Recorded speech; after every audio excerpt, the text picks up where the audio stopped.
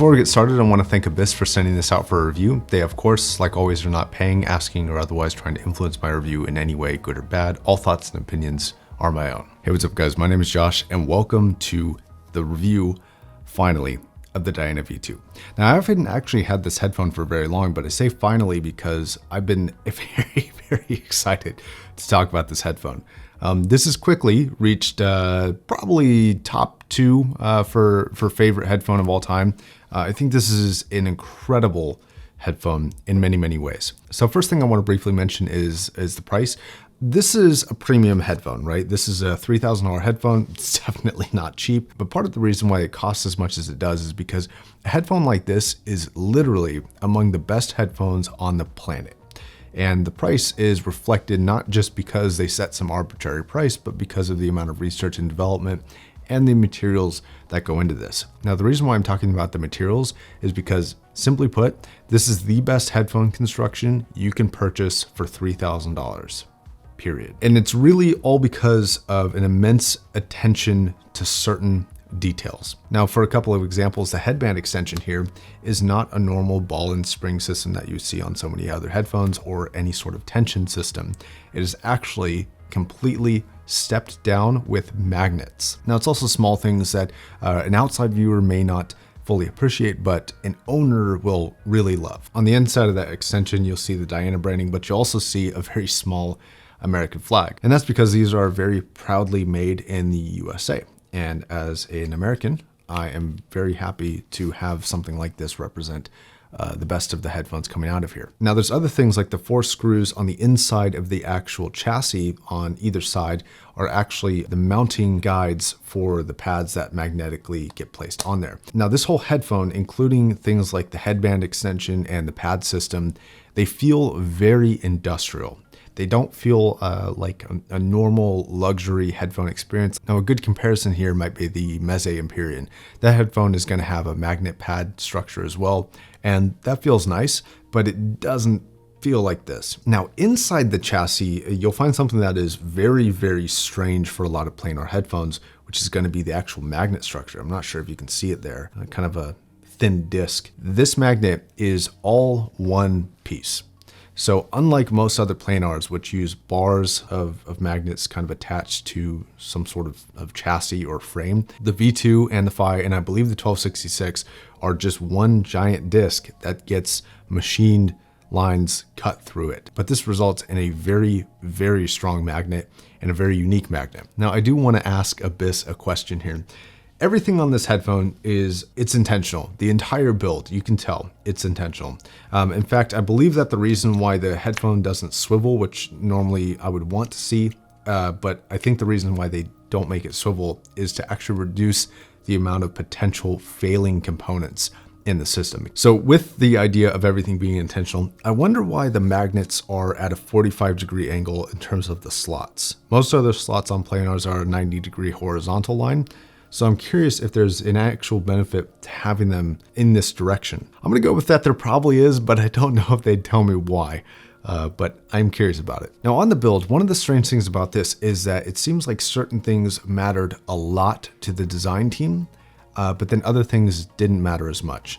For example, like the whole thing's overbuilt, right? But they did miss some creature comforts like the headphone swivel, like the fact that their pads aren't very big. They don't have a lot of padding, and so they don't feel super comfortable.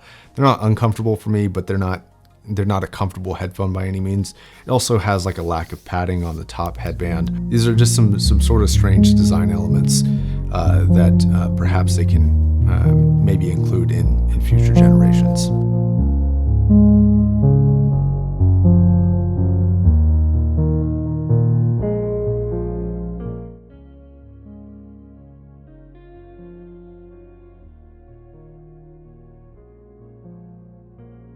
So let's talk about the sound quality. But first we have to address the Diana Phi. The Diana Phi is coming in at $4,000, so it's $1,000 more. And in the first impressions video of the V2, I told you that the V2 was a little bit warmer than this headphone, and it is. What I didn't tell you, though I knew right away, was that I like the V2 a lot more. and I really like the Phi. I like it for something that we'll talk more in depth about when we talk about soundstage, but it has to do with the room information, the Phi being a lot more to almost a distracting level compared to the V2. But we'll talk more about that in a more in-depth comparison in a separate video, because this video is already going to be pretty long. And that video will also be featuring the HE1000 SE. Okay, so the overall sound quality here is a very intimate, very personal listening experience. Now, something that I want to kind of get off my chest here is that every audiophile cliche, every phrase or audiophile terminology that I can approach this thing from, because I feel like I'm obliged to because of the price category, this passes with flying colors. If you want to talk about timbre characteristics, it's got it. If you want to talk about the harmonics, they're awesome. If you want to talk about this thing or that thing, they're all pretty good. But I want to state here that this headphone is a headphone that is dedicated to being a headphone. What I mean by that is that the sound staging and the presentation of the music is very classically headphoney. So it's very intimate, it's all happening in your head. It's not like an HD800 or even like a Diana Phi where it's trying to get the staging to seem like something else. This is, in my opinion, a good thing for this headphone. I don't think that some of the sound characteristics of this headphone would be possible if you tried to spread out the staging too much, though it is notable that there are some people out there who really put staging and soundstage width high on the priority list. This is not going to be one of those headphones. Okay, so I'm going to talk about the treble response, and this alone is what $3,000 treble response should sound like. Hell, this is what $5,000 treble response should sound like. That right there is a Hyphaman Susvara. And while that headphone is very good in certain areas, this headphone, which is, I believe, half the cost, I think this is as far as either $5,000 or $6,000, is far better. It is more detailed, more even, more informative than most other headphones on the planet. And it's actually so good that I actually have trouble finding defining characteristics of the headphone itself. And what I mean by that is most other headphones have they have some sort of influence on the treble response, or seeming influence. For example, the HE1000 SE is a very fast planar headphone. It's one of the fastest on the planet. It's one of the most detailed headphones I think I've ever heard.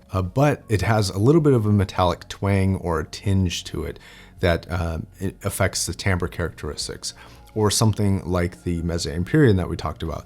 That headphone is very good with treble, producing a very warm and pleasing treble experience, but you basically just get hit with the first layer of information and there's no subsurface information below that. That is something that the Phi has in overkill mode, where it's giving you all of the surface and subsurface information all at once. And it's very good for that. This headphone is not quite overkill like the V2 is. It's just the right amount of all layers of information that you could want. And in this headphone, that comes from the dynamic capability, the detail capability, but also the way that the treble response is handled. Sort of a point of comparison, like a point of reference. The HD800 was often described to me as a microscope for music. Whoever said that the first time never heard the V2. They just never heard it, because it is more detailed than the HD800, but more even and without the peaks and dips. And so in the treble response, it is just almost as perfect as I can imagine it being. It still sounds like treble. It is still very present. It's very dynamic. It's very capable. It's just awesome. And I have literally no complaints about the treble response. Now, the same cannot be said for the bass response. That is some good and some bad. The biggest bad part is that it's just not a lot of bass. It doesn't have anything like LCD quantities of bass response, at least without the addition of EQ, which is an option, and this does handle particularly well. But out of the box, it doesn't come like that. It's not a thin headphone in the bass response. It's just not an overly impressive headphone for bass quantity. The good is that this is a legitimate reason why sometimes bass quality is more important than quantity. It is very fast, and the capability of information in the mid-range and the treble response extends all the way down to the bass. So when you do add EQ and you get a little bit more boosted bass than it normally comes with, you are highly rewarded with it. Like, it's very, very nice. And if the bass response was a little bit stronger out of the box, this would absolutely be my favorite headphone, though sometimes I like a little bit more impact and a little bit more punch, and this is just a little bit less than I would prefer. Now the Phi and the V2 in this area are just about the same for quantity, and it's about the same quantity, though a lot more even and flatter and a lot better texture than something like an HD800S. So again, not the strongest thing in the world, but still decently present. But the 800S has never sounded worse than when you compare it to this headphone. I'm sorry. I'm just think about it. The mid-range is perhaps my favorite improvement over the actual Phi. Now this is for a couple of reasons. One, it's a shade warmer, so it's a little bit more lush of an experience, but it's also in conjunction with how the staging operates between the Phi and the V2. The V2 is a very headphoney staging experience, and this is no more apparent than in the mid-range, especially the vocal response.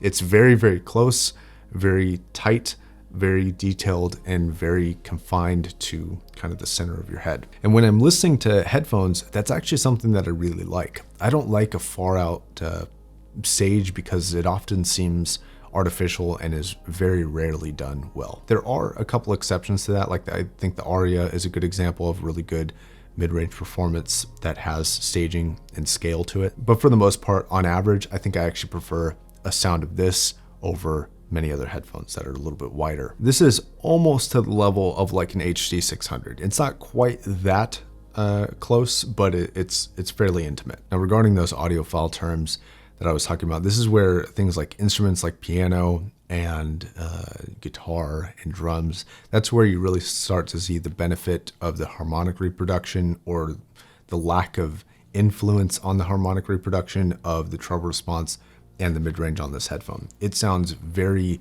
I hate to use the word because it often gets blended in with a lot of other things, but natural would be the most descriptive word that I could use that fits the best. Clear would also be one, but sometimes clear can sound a little bit dry, and it's not like that at all. The flavor of instruments is very transparent on both the Phi and the V2. Now the imaging in the soundstage, imaging, I can't really imagine it being much better, but imaging is very easy to accomplish at substantially lower price tag. Soundstage, however, I think due to the limitations of the design themselves for both the Phi and the V2 is not super impressive. And it's not impressive in two ways. It's not very wide, and it's also not very big. It's not very tall. So something like an Aria is exceptionally grand in scale, and it's got width to it, it's got scale to it, it's got a little bit of height to it. It's very good for those things. Now the Phi somewhat makes up for that by having sort of an insane level of room information. It doesn't have total quantifiable width to it or scale to it, but it does have that information. This lacks a little bit of that information, and it's not quite as wide as the Phi or a lot of other planars. And this is straight up just a little bit disappointing. I don't think it's a big enough problem to deter anyone from me recommending it unless they really think soundstage is like a very, very, very important thing above most other things like frequency response and detail. But for $3,000, it's not blowing me away by any means. Now my conclusion to this is very simple. From both a technical perspective and my personal preference, this gets my highest possible recommendation, even for the price. If you were looking into high-end headphones, or if you were looking into Abyss, I think this is absolutely worth checking out. This is an insanely well-built headphone with an equally insane sound. So that is going to be my review of the Diana V2.